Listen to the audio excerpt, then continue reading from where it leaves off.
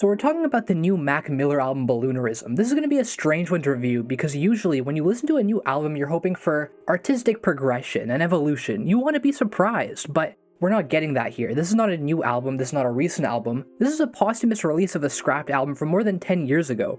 Balloonerism was recorded in tandem with the mixtape Faces around the midpoint of Mac's career and got shelved. While this project shares a lot with Faces, I'm ultimately going to do my best to try to not compare them too much. This project is dark. It's from a dark era of Mac's career, and I like it quite a bit. It's a dynamic project with a blend of genres like jazz, rap, neo-soul, and psychedelic rock. While building an atmospheric hazy psychosis where nothing feels quite real, it asks you to stare into the abyss. It's not quite the project I'd start with if I was getting into Mac's music, but it's a hauntingly beautiful journey if you're willing to take the plunge. The project is contained within psychedelic, atmospheric pieces that wrap in a feeling of uneasiness. It sounds as though you've been transported into a different world where everything is twisted around. The intro Tambourine Dream is 30 seconds of just straight tambourine playing that really sets the tone of this project. It's lulling you in, telling you to lose track of time and get lost in the rhythms. A similar idea continues onto the intro of DJ's Chord organ, which makes you wait through this call and response of organ chords. The first half of the track is this slow burn, which pulls you in as the energy swells and then warps and twists into this haunting carnival soundtrack. It takes a long time before you get something that resembles a normal song. It's structurally strange, with Mac barely being on it and says it taking the single verse, and her verse is this ominous detailing of a distant love, or maybe more importantly, a lost man. It's sonically so strange, it doesn't sound real, it sounds otherworldly, like I'm trying to remember something but I don't know what. What's this world that I can't seem to remember, this world that seems so warped it must not be true? It's a real trip. The meat of this project is the impending doom that stems from his depression. Mac laments many things, from the loss of childhood innocence and imagination that comes from growing up, to the futility of life and never being able to find the answers. He talks of love, but it's clear that there's always something off, and he talks about the little things in life that always seem to go wrong. Most often, he talks of his escape, how in the darkness of life there's a light. Unfortunately, the two paths he sees merge to one, as drugs and death go hand in hand. The rap-centric cut Do You Have a Destination features Mac with a flow that I love from him, tackling a variety of subjects, all tying to him being depressed. It's lyrically so negative that you can't help but wallow in those feelings too, until the very last chorus comes in, bringing this almost anthemic refrain of Do You Have a Destination? The answer for him is probably no, a soul-crushingly hopeless realization that he's lost, but on the other hand, I find it a bit inspiring. There's something so grand about it, that by the end of the track I feel like I can conquer everything and reach my destination. Maybe that's just me, but that's how I hear it.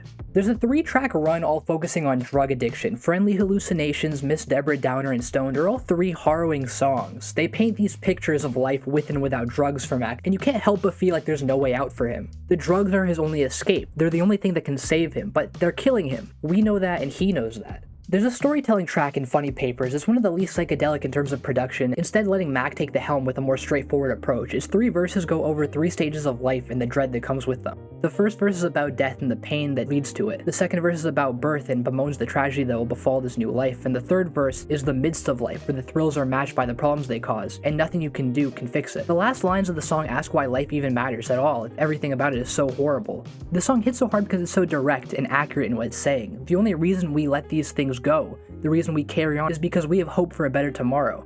Mac asks these questions knowing they can't be answered, and it drives him to spiral.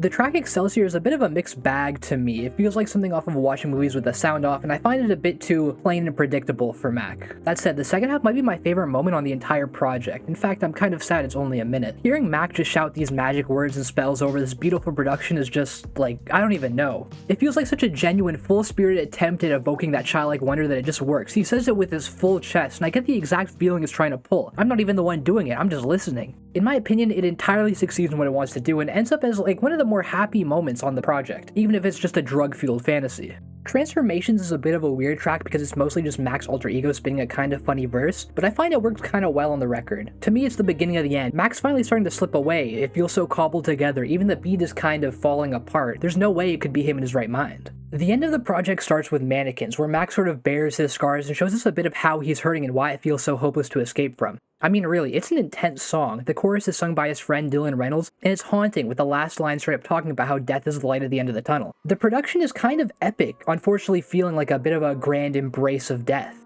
This continues into Rick's Piano, which I think is the best song on here. It's this strangely positive spin on everything that can either be comforting or tragic. There's this repeated phrase of the best is yet to come that for a majority of the track feels like this hopeful mantra to keep yourself going. With the context of the end of his verse and the chorus having him focus on death, I felt like the line was transformed to feel much more like an embrace of death to come and finding answers than it does a hope for a better tomorrow. It's this strangely conflicting song that I still find a bit of solace in.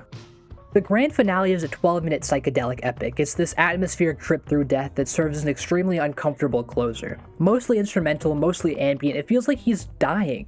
It gets slower and sparser with this repeated unanswered phone ringing, showing this isolation in these last moments. The sound of kids is prevalent through the track, and it could mean a lot of things. Maybe he's being reborn and this is his new life. Maybe he's going to heaven where everyone is happy, or maybe he's just remembering his childhood. No matter what this track is really saying, you get the idea. It's very haunting, very sad. The abyss is staring back.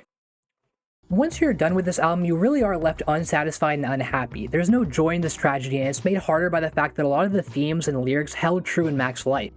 This project wasn't made in his last moments, yet it feels like he fully predicted his demise. The production is a definite highlight here. The soundscapes that Mac and everyone who worked on it were able to craft are genuinely beautiful and haunting. DJ's chord organ feels like a haunted circus, the guitar of Stoned brings a hypnotizing groove, the plucky strings of Excelsior feel like they're taking you on a magical adventure, the keys on Rick's piano feel like a winding staircase leading you to the clouds. The world created by the production feels so expansive and purposeful. Performance-wise, it's still pretty solid. I've definitely heard Mac rap and sing better, but it doesn't impede this album's goal. Instead, the focus is mainly on the production, with Mac providing accompaniment with dark, cryptic lyrics.